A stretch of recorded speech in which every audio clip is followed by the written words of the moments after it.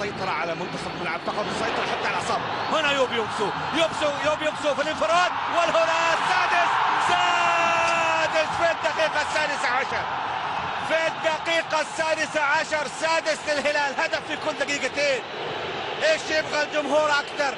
سداسية هلالية، 6 أهداف للهلال، وهدف لبني ياسر الإماراتي، هدف سادس في الدقيقة السادسة عشر، والسوبر هاتريك. اللاعب يوب يونغسو في الدقيقة السادسة عشر يسجل رابع أهدافه، والعروض يعني آخر مباراتين وكلها في الآسيوية جاءت بعروض مميزة. هنا والهمسر أيضا هو من يصنع، وهنا يوب يونغسو يتقدم ويضع كرة سهلة مميزة وكرة زاحفة في المرمى أيضا. هدف سادس للهلال، هدف سادس للهلال.